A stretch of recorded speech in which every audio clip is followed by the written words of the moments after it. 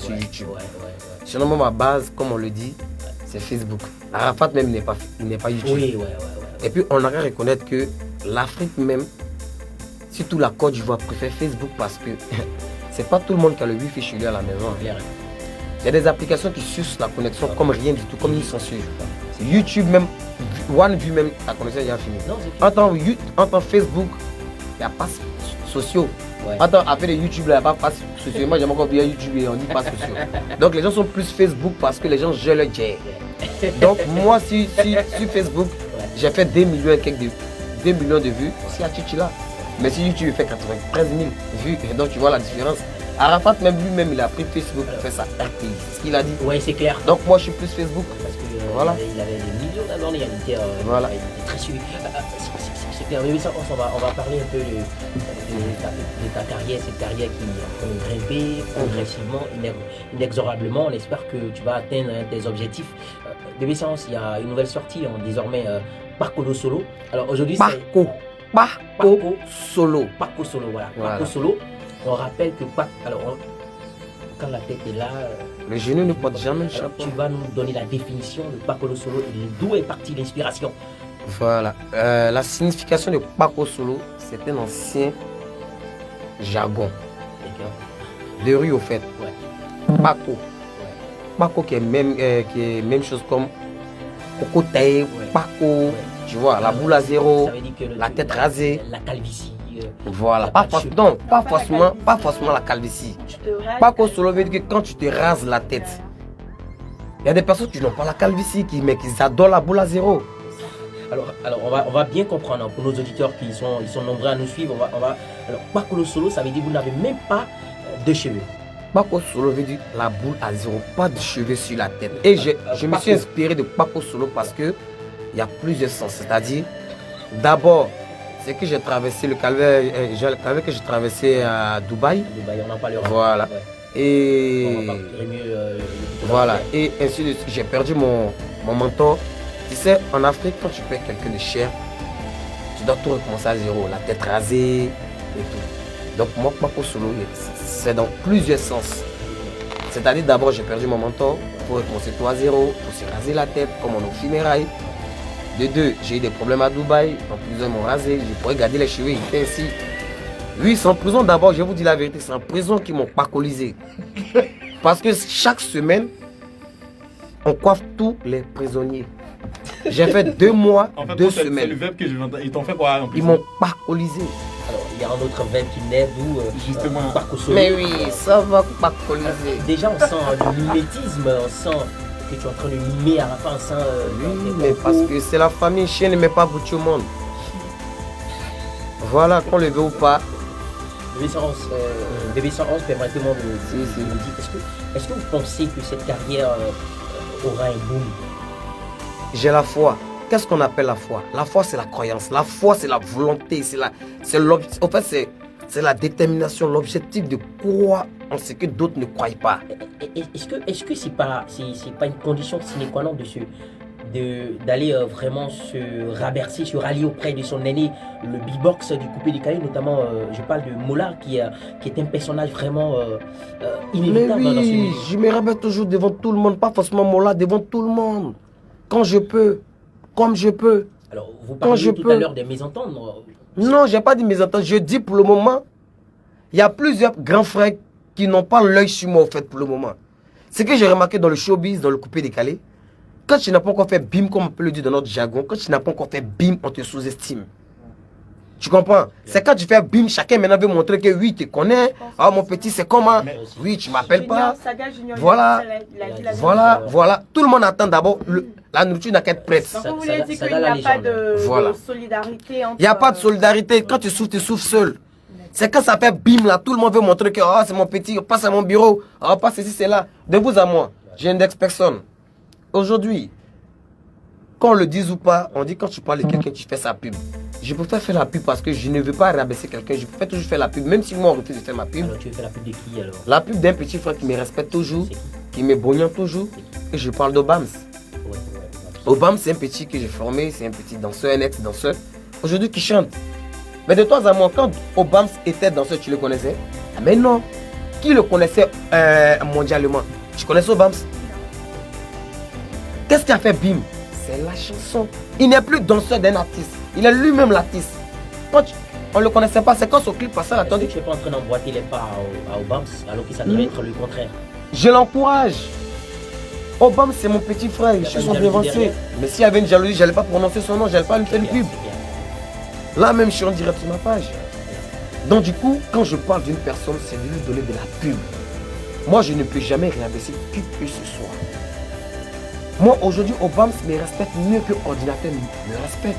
Attention, vous parlez du degré maintenant du respect, parce que vous parlez... Oui, le respect. Écoute, je te dis que mon ventre n'est pas valise. On est venu, quand on va faire une interview, écoute, moi je ne suis pas une hypocrite, je ne suis pas quelqu'un qui fait semblant. Moi, quand il y a un truc à dire, je le dis ouvertement et directement. Je n'ai rien contre qui que ce soit. Mais quand je dis telle personne me respecte, telle personne me respecte. Quand je dis telle personne ne me donne pas de la valeur, telle personne ne me donne pas de la valeur, on va se mentir. Alors, on va revenir un peu sur votre voyage, ce voyage qui a connu autant de péripéties. Vous parlez du voyage à Dubaï. Oui. L'enfer sur terre, en même temps le paradis. Vous étiez allé dans l'optique de vos affaires. C'est à Chichila, mon single à Chichila dont on parle de ça, qui a pris fin un coup. C'est ce concept-là qui m'a fait voyager, que j'étais réclamé par la communauté camerounaise et Naija à Dubaï. Ce sont les Arabes qui écoutent à Chichila.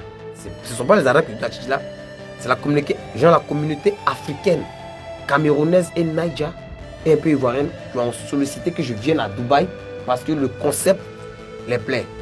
C'est ainsi que je suis allé pour juste 2 semaines. Et c'est dans mes 2 semaines que je suis allé, le 45e jour après, c'est là que Corona a pris le buzz. Corona était le meilleur concept du monde. Corona était le meilleur DJ. Il est venu son concept, on dit que le concept là c'est Corona. Tu vois, tu viens, tu veux pas, t'as dansé en bré. Donc tous les derniers DJ, on dit les débordés, le quoi que ce soit, les tous là. Il n'y a pas de concept de quelqu'un qui n'a pas été étouffé. Le meilleur concept là, c'était Corona. Donc c'est tout fait mon concept, je ne peux pas sortir, je peux pas. C'est-à-dire qu'on ne peut plus sortir, on ne peut plus rentrer. Alors ça a marqué un arrêt voilà. Involontaire. Hein. Et Dubaï était plus sécurisé en mode Corona. Tout était fermé. Tu dois sortir pour aller payer bonbon à la boutique là. Ils ont les mails. Tu dois faire courrier.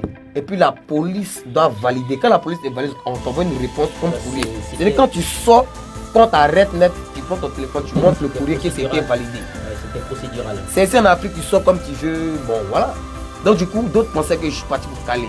Mais écoute, tu es dans un pays, tu ne peux pas sortir, tu ne peux pas rentrer. Tu ne fais que renouveler. J'ai un visa chaque fin du mois. Tu dors à l'hôtel. L'hôtel où je dormais, quand tu convertis par jour, ça me fait 55 000 francs CFA par jour. Moi, je suis pas un enfant des riches. Je me débrouille pour vivre.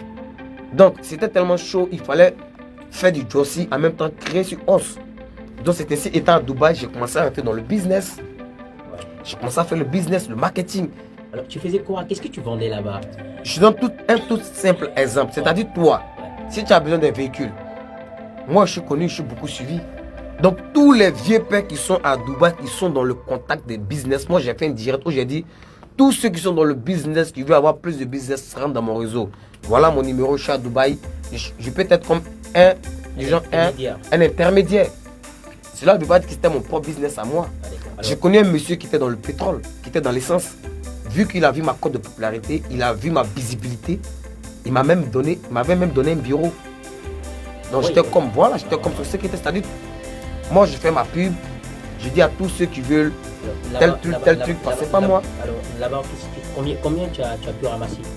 Sans vous mentir, j'ai pu ramasser tout ce que j'ai pu économiser. J'ai pu économiser près de 11 millions, presque 12 millions, en moins d'1 an, 2 mois, parce qu'à Dubaï, ça va très vite. Supposons que quelqu'un vient d'Abidjan, soit d'un autre pays qui vient à Dubaï, moi je suis comme son guide. S'il ne connaît pas tel prix, il oublie de marcher avec moi, on part, on négocie et tout. Mais business, danse. Vu ta popularité, est-ce qu'il n'y avait pas autant d'attroupements derrière vous, autour de vous? Il n'y avait pas trop d'attroupements? Si. Mais tu sais, c'est une question d'habitude, bro. Tu sais, quand tu es connu, tu es obligé tu ne vas jamais passer inaperçu, tu as trop d'embrouillements, il y a certains trucs, bon, tu es obligé de faire avec. D'accord. Donc du coup, je me suis mis dans le business. Et à chaque fin du mois, je renouvelais mon visa. Donc le dernier visa que je renouvelais, je devais rentrer au pays. C'est là qu'il y a eu la crise. Donc je me dis, bon attends, même quand j'étais en Europe avec Arafat, avant que je ne rentre, la mer La mère de mon enfant, c'est une femme métisse. Tu comprends? C'est une Française. Elle m'avait dit, ça sert à quoi de rentrer au pays? Reste au pays, tu auras ta nationalité, tu vas avoir ta salle de danse. Je dis, je ne veux pas aller en Europe comme ça, zéro, dépendre d'une femme. Voilà pourquoi je me suis donné dans la musique aujourd'hui. Et aujourd'hui, quand je devais rentrer en Europe, mon visa était expiré. Mais ils m'ont arrêté. Ils m'ont mis en garde à vue un jour. Et ils m'ont donné un laissez-passer qui me dit, j'ai encore un mois sur le territoire français.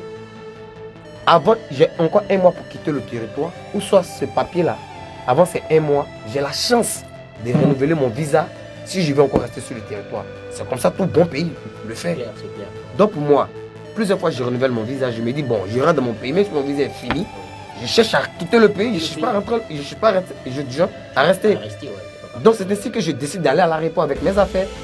Je donne mon passeport, ça signale. Comme si je suis un voleur.